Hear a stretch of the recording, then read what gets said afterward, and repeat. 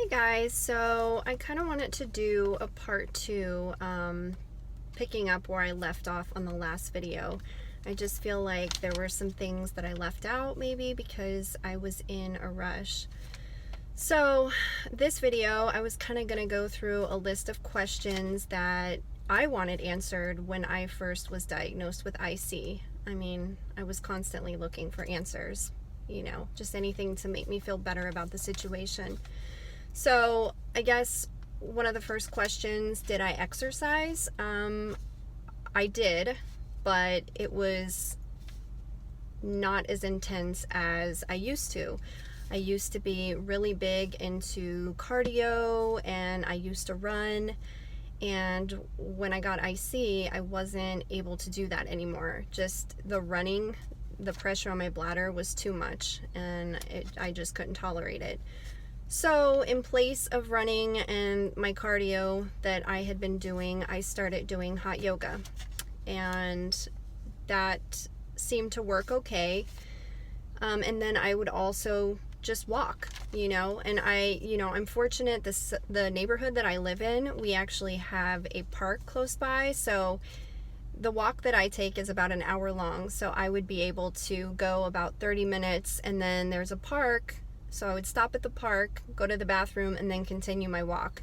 So I got lucky. I mean, sometimes you have to plan it out that way. Even with trips, you kind of have to plan out where the bathrooms are at first.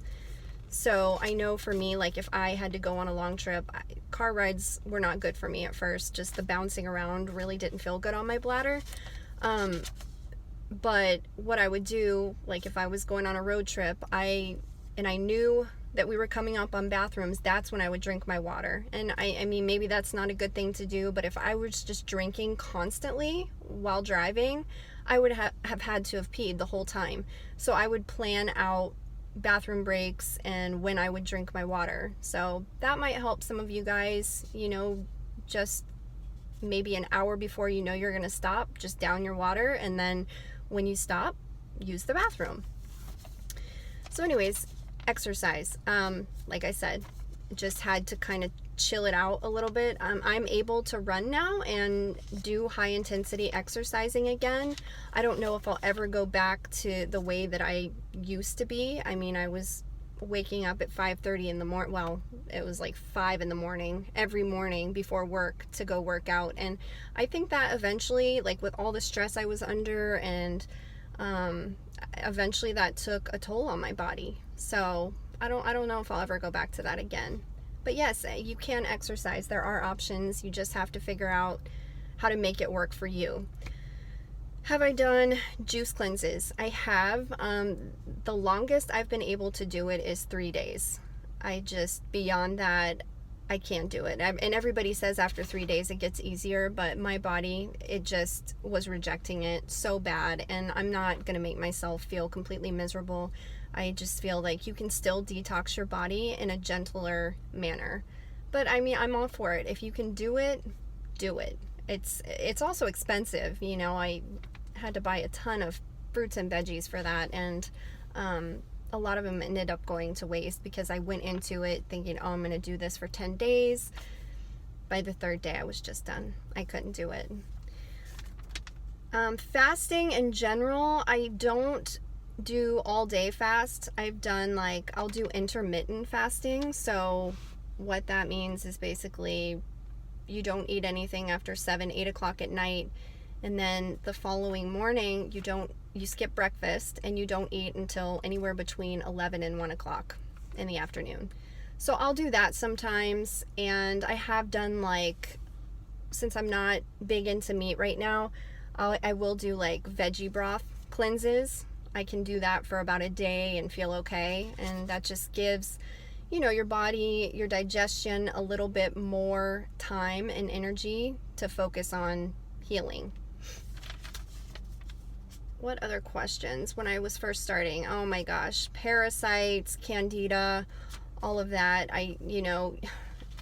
Everybody says different things. It's like, do I have parasites? Do I have candida? It's hard to say. I don't know. I never really had any tests done or anything like that. I just kind of did my own thing. I never went on any like set protocols per se, but I mean, I did do like anti-parasite herbs and antifungals, so I'll rotate. Like, I'll do a lot of thyme tea. I eat a ton of garlic and onions, like black walnut hull. I'll do that. Pau d'Arco, lemon balm, licorice root. So I'll do those in tea form or tinctures. I also do cat's claw from time to time, but I'll take that until the bottle is gone, give my body a rest, and then start up again. And you need to do your research on those herbs and figure out, you know, how long you can take them for, how long you need to rest, and all that good stuff.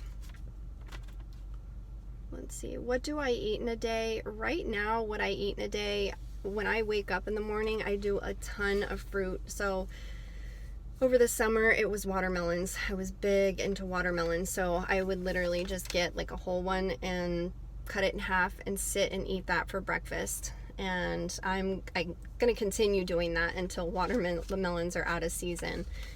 Grapes, I can sit and eat a whole bag of grapes. Just any fruits, you know, get creative. You can do smoothies, whatever you want. And I carry that out through the afternoon sometimes. It just depends on, I really gotten big into listening to what my body tells me, not what people say that I should be doing. So if I want to eat fruit throughout the day, that's all I'll eat. But you need to be eating a ton of it, not just a couple bites here and there. I mean, when you're eating raw, you have to take in considerably more food to meet your caloric intake. So if I don't feel like fruit in the afternoon, I'll just do a big salad, you know, with a ton of veggies in it. And I make my own dressings. If you ever want me to do a video on that, I'm more than welcome to do that for you. But the dressings that you buy in the store, most of them are garbage. I mean, just a ton of fillers that you don't need, a lot of sugar and just unnatural ingredients. They're gross. You can make your own dressings at home for a lot cheaper, and I think they taste more delicious personally. So like I said, fruit, salad for lunch. Sometimes I'll do, like, if you buy the leafy collard greens, I'll cut up veggies and do like collard wraps and stuff like that. So I mean, there's a million things you can do, and there's a ton of people that you can follow to find different recipes. You don't have to do what I do. And then, like I said in the last video, I do cooked veggies in the evening. So I've gotten really creative with different dishes, and I'll do potatoes with it. So it's like 1 or 2 veggies and then potatoes on the side. So when I'm cooking the potatoes, you need to be careful with what oils you're using. Oils, you know, their chemical structure changes as they heat up. So really the only oils you should be cooking with are avocado oil or coconut oil. I like avocado oil. I'm not a big coconut oil fan. So when you're cooking, whether you're baking, sauteing, however you do, avocado oil or coconut oil. And then, let's see, what else? Oh, in the last video, I was talking about things I eliminated. As I got further into this journey and really started implementing what the medical medium says, I started cutting other things out. So, soy, corn, MSG, canola oil. I feel like I'm missing one, but those are the big ones. I got rid of all of those. Canola oil it's like dropping a bomb into your stomach. It's just rancid oil. It's gross. And you know what? If you're going out to eat, and even if it is a healthy restaurant, ask them what they cook their veggies in, because I guarantee you most of the time it's going to be canola oil or a canola olive oil blend. You don't want to be touching that stuff. It's just cheap crap. So I always ask, and a lot of the times restaurants will have they'll have olive oil in the back, and they have no problem cooking your food in just regular straight up olive oil. So please be mindful of that. I'm not going to go into great detail about why it's so bad for you. you can do the research on your own. But those are some of the other things that I definitely did eliminate. And I mean, just in general, you really should not be eating anything too processed as you're trying to heal. As you are starting to feel better, you can start adding that stuff back in again. Another question that I always had for people in the beginning was, when did you first start noticing changes? Like, when did you start feeling better? I think for me, when I really buckled down, it took probably a good 4 to 5 months before I was like, oh, I'm starting to feel a little bit better. Things aren't as bad as they used to be.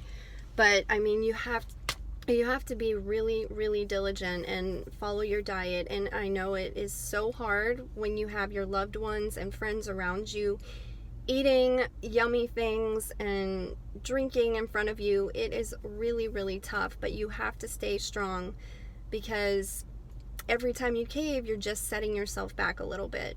So just hold strong. That's all I can say. Let's see, other things. Lowering stress was huge for me. So I got lucky. I think I said in the last video, I had just left a job that was so stressful to me.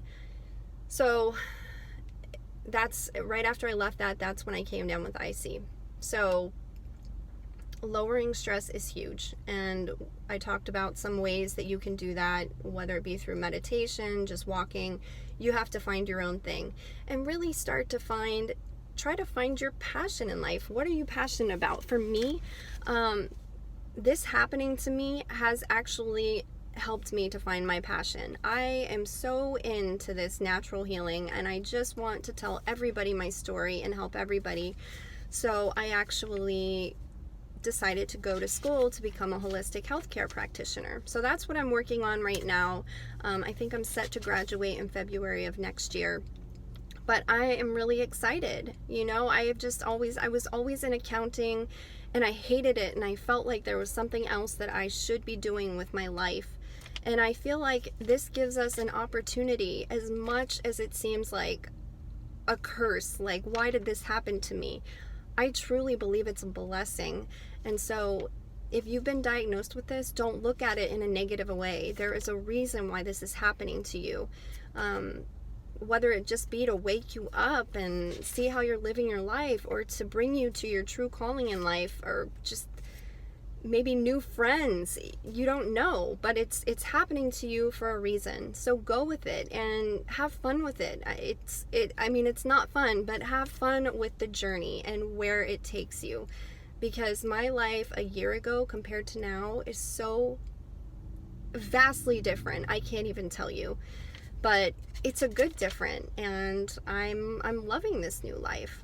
So I just feel better, and I'm happy. So anyways, I kind of got off on a little tangent there, but yeah, lowering stress is huge.